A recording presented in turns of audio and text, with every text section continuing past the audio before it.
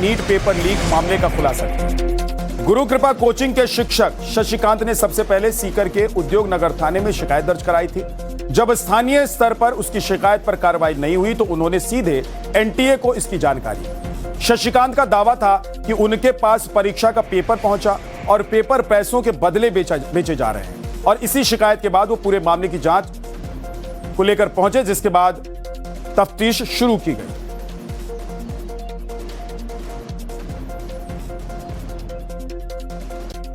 सबसे पहले जिस कोचिंग सेंटर के व्यक्ति ने इसका खुलासा किया उसकी आप तस्वीर देख रहे हैं। कार्रवाई नहीं होने पर एनटीए को सीधे शिकायत दी, जानकारी दी मामले की और फिर इस पूरे मामले की तफ्तीश शुरू हुई। गुरु कृपा इस कोचिंग सेंटर का नाम है। सीकर में, राजस्थान में ये कोचिंग सेंटर है।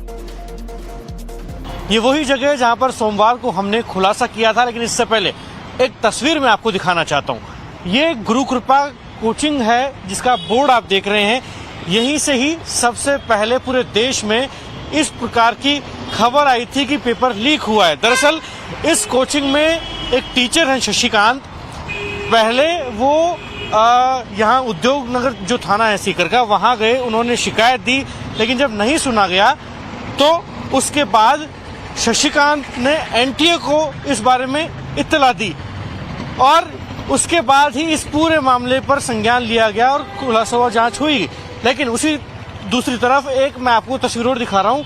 ये आरके कंसल्टेंसी सेंटर है जहाँ पर बड़े बड़े दावे किए जा रहे हैं। बोर्ड आप देख रहे हैं जहाँ लिखा जा रहा है कि MBBS consultancy for India and abroad, और ये भी लिखा गया कि ड्रीमिंग ऑफ एमबीबीएस। इसका मतलब कि अगर आप एमबीबीएस करने की सोच रहे हैं तो ये कंसल्टेंसी सेंटर है जहाँ से आपका सपना पूरा हो सकता है। और ये इसलिए महत्वपूर्ण है क्योंकि राकेश मंडावरिया, जिसको हिरासत में लिया गया था, हालांकि बाद में छोड़ दिया है क्योंकि राकेश मंडावरिया के पास पेपर आया था, लेकिन राकेश मंडावरिया का ये दावा है कि वो साफ तौर पर इस प्रकार के जो कंसल्टेंसी सेंटर चलाता है वो बच्चों के तमाम जो सपने उसको पूरे करता है। और पुलिस ने फिलहाल इनको गिरफ्तार नहीं किया है, हिरासत में लेकर बाद में छोड़ दिया है सीबीआई ने, लेकिन इनके यहाँ से सीसीटीवी के फुटेजेस जो हैं वो साफ तौर पर कब्जे में लिए गए। हालांकि नीट पेपर लीक मामले का खुलासा किया। गुरु कृपा कोचिंग के शिक्षक शशिकांत ने सबसे पहले सीकर के उद्योग नगर थाने में शिकायत दर्ज कराई थी।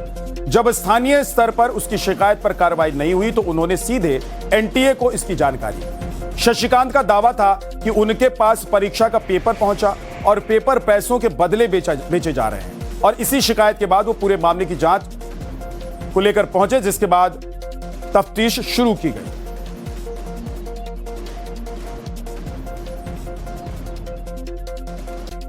सबसे पहले जिस कोचिंग सेंटर के व्यक्ति ने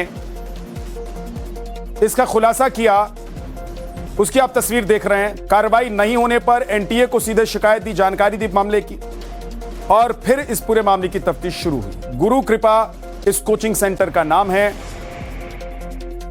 सीकर में, राजस्थान में ये कोचिंग सेंटर है।